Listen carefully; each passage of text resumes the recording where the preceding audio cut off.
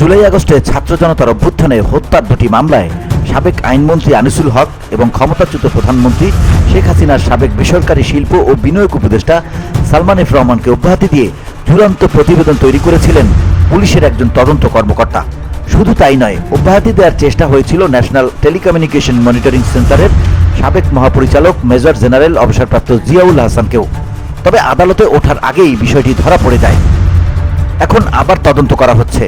আর অব্যাহতি দেওয়ার চেষ্টায় জড়িত ওই তদন্ত কর্মকর্তা দাবি করেছেন তিনি অতিরিক্ত উপকমিশনার সানজিদা আফরিনের নির্দেশে এই কাজ করেছিলেন। দৈনিক প্রথম আলোর এক প্রতিবেদনে এমনটাই বলা হয়েছে। নথিপত্র ও পুলিশ সূত্র বলছে ওই তদন্ত কর্মকর্তা তার ডিবির পরিচয় গোপন করে থানা পুলিশের কর্মকর্তা পরিচয় দিয়ে চূড়ান্ত প্রতিবেদনটি আদালতে জমার চেষ্টা করেছিলেন। তিনি এক্ষেত্রে নিয়ম অনুযায়ী ঊর্ধ্বতন কর্মকর্তাদের অনুমতি নেননি। বিষয়টি জানাজানির পর তিনি অসুস্থতার কথা বলে ছুটিতে চলে গেছেন। জানা যায়, সবুজ মিয়া ও শাহ মোহাম্মদ শাহজাহান মিয়া হত্যা মামলায় আনিসুল হক ও সালমানকে অব্যাহতি দেওয়া হয়েছিল। বৈষম্য বিরোধী ছাত্র আন্দোলনের সময় 16 জুলাই ঢাকার নিউ মার্কেট এলাকায় সবুজকে মারধর করে ও শাহজাহানকে গুলি করে হত্যা করা হয়। ঘটনার পরের দিন নিউ মার্কেট থানায় মামলা হয়। সবুজের চাচাতো ভাই মোহাম্মদ নুরনবী ও শাহজাহানের মা আয়েশা বেগম মামলার বাদী হন। গত 5 আগস্ট ছাত্র জনতার অভ্যুত্থানে আওয়ামী লীগ সরকারের পতনের পর গত 13 আগস্ট আনিসুল হক ও সালমানকে আটক করে এই দুই হত্যা মামলায় গ্রেপ্তার দেখানো হয়। 16 আগস্ট গ্রেপ্তার করা হয় সেনাবাহিনী থেকে অব্যাহতি পাওয়া মেজর জেনারেল জিয়াকে।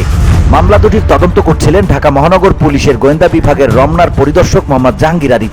তিনি গত 23 অক্টোবর দুই মামলায় আদালতে চূড়ান্ত প্রতিবেদন জমা দেওয়ার চেষ্টা করেন। নথিতে দেখা যায়, চূড়ান্ত প্রতিবেদনে নিজেকে তিনি নিউ মার্কেট থানার পরিদর্শক পরিচয় দিয়েছেন, যদিও তিনি কর্মরত ডিবিতে। অনুসন্ধানে পাওয়া তথ্য অনুযায়ী মামলা দুটির চূড়ান্ত প্রতিবেদন আদালতে জমা দেওয়ার চেষ্টার আগে তদন্ত কর্মকর্তা জাহাঙ্গীর আরিফ সাক্ষ্য স্মারকলিপিতে ডিবির ঊর্ধ্বতন কর্মকর্তাদের সই নেননি। তদন্ত সংশ্লিষ্ট কর্মকর্তারা বলেছেন, ডিবি থেকে কোনো মামলায় অভিযোগপত্র বা চূড়ান্ত প্রতিবেদন আদালতে জমা দেওয়ার ক্ষেত্রে উপকমিশনার এবং গুরুত্বপূর্ণ মামলার ক্ষেত্রে অতিরিক্ত কমিশনার ও ক্ষেত্র বিশেষে কমিশনারের সই লাগে। জাহাঙ্গীর আরিফ কর্মকর্তাদের সই নেওয়া এড়াতে নিজেকে নিউ মার্কেট থানার পরিদর্শক বলে উল্লেখ করেছেন। এদিকে ঘটনা জানাজানি হওয়ার পর থেকে অসুস্থতা দেখিয়ে ছুটিতে রয়েছেন জাহাঙ্গীর আরিফ। বিষয়টি নিয়ে বক্তব্য জানতে তাকে একাধিকবার ফোন করা হয়েছিল, তবে সাড়া পাওয়া যায়নি। ডিবি সূত্র বলছে, ঊর্ধ্বতন কর্মকর্তাদের জিজ্ঞাসাবাদে জাহাঙ্গীর আরিফ দাবি করেছেন তিনি অতিরিক্ত উপকমিশনার সানজিদা আফরিনের নির্দেশে কাজটি করেছেন। ভিওটি বাংলা নিউজ ডেস্ক।